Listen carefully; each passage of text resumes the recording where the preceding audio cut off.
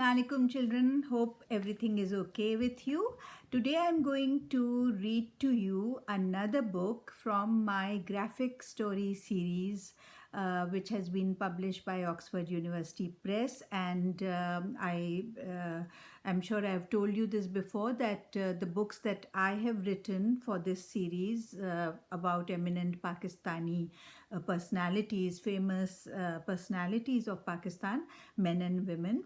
I originally wrote them in Urdu. Okay, so this is translated by Amna Asfar, and here it is. You can see this is the cover of the book, and this is about Zubeda Mustafa. Okay, she is a very well respected, very senior journalist of Pakistan. And I must mention over here that, I've known her for, I don't know, maybe 30-35 years. I've known her for that long, but also about 25 years ago she was the one who encouraged me to contribute to Dawn newspaper, and I started writing for the papers. And now and then I used to I did interviews and travelogues and articles and reviews and so on. Anyway, so I'm really happy to read this book for you. And her birthday just went. In fact, it was on the 13th of June. All right, so here we go. I'll read the first page, which says about 80 kilometers from the famous Ajanta caves of India in the province of Maharashtra in Bhusawal, is Bhusawal, a town on the river Tapti. Zubeda Mustafa, a renowned Pakistani journalist, was born there on 13 June 1941. She spent 4 years in Bombay, now Mumbai, with her family before the birth of Pakistan. And in this picture, you can see that, there are these apartments in Mumbai, and Zubeda Mustafa and her father are enjoying a swim in the swimming pool. And her mother is saying, that Zubeda, I'm taking Fatma and Rashida for a drive. Fatma and Rashida are both Zubeda's sisters. We are going to do some shopping. Remember to drink your milk when you go upstairs. Yeah, don't forget to have your milk. Okay, so Zubeda was the daughter of S.M. Hassan. He had a degree in engineering and spent most of his life working for the railways. Her mother's name was Khairun-Nisa. She paid particular attention to the education of her 4 children, meaning 3 daughters and 1 son. Okay. In 1949, Mr. Hassan was transferred to Chittagong in what was then East Pakistan. You know that we had East Pakistan, which later became Bangladesh. So he was transferred there, Zubeda's father. And here is a picture. The family is sitting around the dining table, and let's see what they are saying. One of them, Zubeda, is saying, Abba, we are going to Rangamati the day after tomorrow, aren't we? And another sister is saying, my teacher was telling us about Karnafuli paper mill, so I told her that we are going to see it. Now, you see, children, the Kanapuli paper mill was a mill in East Pakistan which used to produce all the paper for both the wings of the country, for East Pakistan as well as for West Pakistan. So, their father is saying that this paper mill produces enough paper for the needs of both East and West Pakistan. The Kanafuli river is not very deep, so we'll have to wait for the high tide when we are going there, and also when we come back. Okay, so the boat or the ferry can only sail over it when there is high tide. Okay, So in 1952, Zubaida returned to Karachi with her family. Before she left for Chittagong, she and her sisters attended St. Joseph's Convent School, a famous school in Karachi established by European nuns in 1862. On her return to Karachi, she was admitted to the same school on account of her earlier good performance. And in this picture, the nun, the sister, or the nun, or the teacher is saying, "Girls, I'm really disappointed. None of you except Zubaida Hassan could write a good essay. Zubaida is the only girl in the class who not only understood the topic but also wrote an excellent essay on it. I have put it up on the school notice board. You should all read and learn from it." You see, her talent for writing was obvious right from the beginning. And over here, the girls are looking at the notice board, and I'm sure they are envious too that Zubaida's piece got put up over there. And so one is saying, "Oh, look, Sister Celine has actually put Zubaida's essay up on the notice board." One is saying, "We want to read it too." And then it shows that Zubaida is coming, and one of them is saying, "There she is, the lucky girl." It was probably that moment in her school life that set Zubaida on the path to becoming a writer. In her extremely successful career as a journalist in later life, this small gesture of encouragement from her teacher, Sister Joseph Celine, must have played an important part.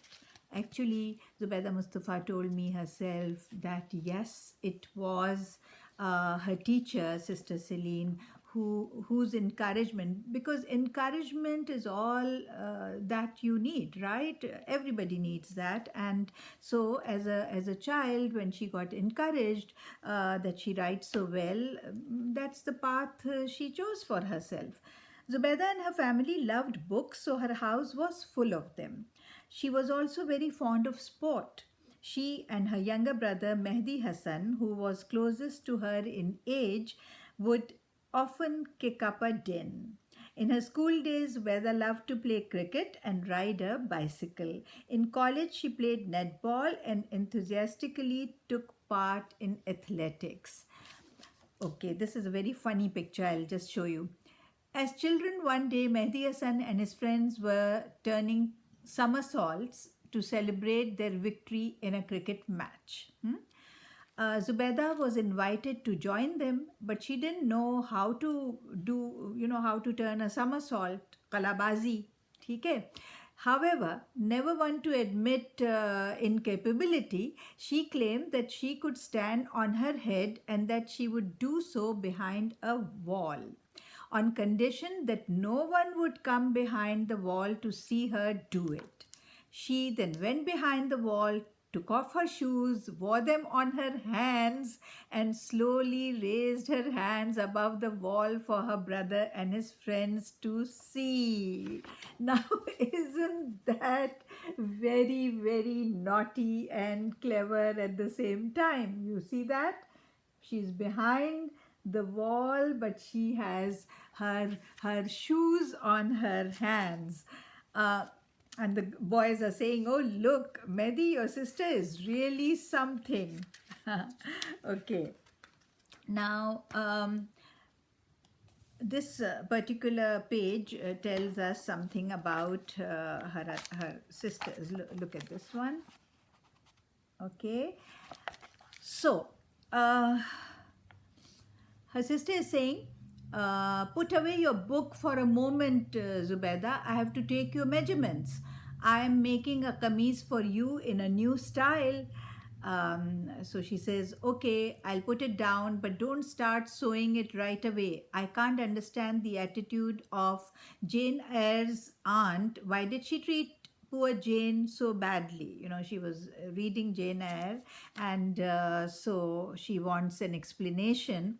And the sister says, "I'll tell you about the author and the background of this novel once I'm done with this. Let me take your measurements now."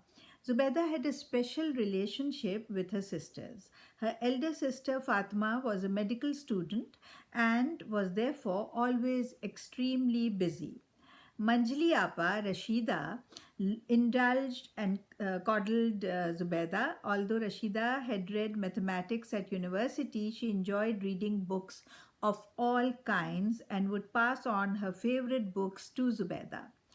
In addition to her passion for books, Rashida was an accomplished seamstress. She could sew very well. She made clothes.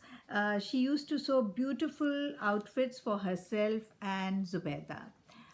All right. Now and then, Zubaida's college used to invite guest speakers who could inspire the girls with their passion for their work. One of them was Dr. Isabella Grant, who, despite her blindness, used to travel alone all over the world and work for the rights of visually impaired individuals. Zubaida was very impressed both by her personality and her lecture. She could not have foreseen that one day she herself would be treading this path and would become a guiding light for others. So, there's this picture. I have to tell you that I haven't seen a more courageous person. Zubaida Mustafa has over the years been going blind in her eyes, but she travels, she still reads, she still writes, maybe with a lot of difficulty and effort, and maybe she needs help from others, but she has been at it, never the one to give up. Okay, so now this is a scene from the university days. She had a very close friend, Khalda, and so she's telling her, Khalda, I really admire Dr. Khurshid Hassan. And she says, yes, Zubaida, so do I.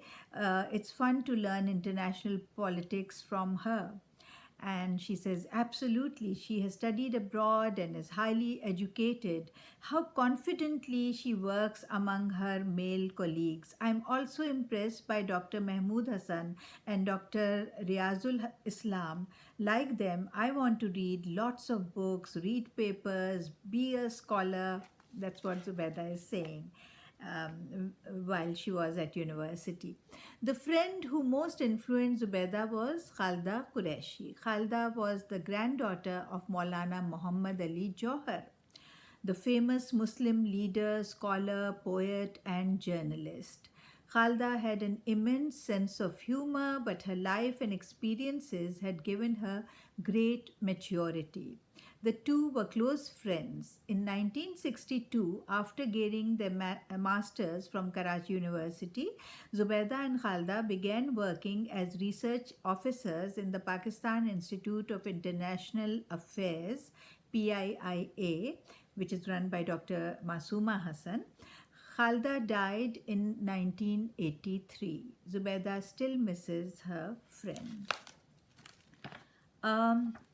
This is the last page that I am reading, because part 2 of this video I will post tomorrow. Okay. In 1968, Zubaida married Mehdi Mustafa. Mehdi's father was a doctor working for East Pakistan Railway. The two families knew each other well from their time in East Pakistan. Zubaida and Mustafa had met in Chittagong. Mehdi Mustafa and Zubaida had met in Chittagong. In 1969, their first daughter, Simi, was born. In January 1970, Zubaida Mustafa left Pakistan to do her PhD at the London School of Economics. Zubaida's mother-in-law was looking after the baby, but Zubaida missed her child so much that after just 6 months, she returned to her in Chittagong. Seeing the deteriorating political situation in East Pakistan, she advised her in-laws to leave, and they all returned to Karachi at the beginning of 1971. that is, that is when in 1971, in December 1971, Bangladesh was formed. On 16 December 1971, yeah, that's exactly what I've said here. East Pakistan became the independent state of Bangladesh. So for today, I'll read up till here, and tomorrow the rest of this book. All right, Khuda Hafiz.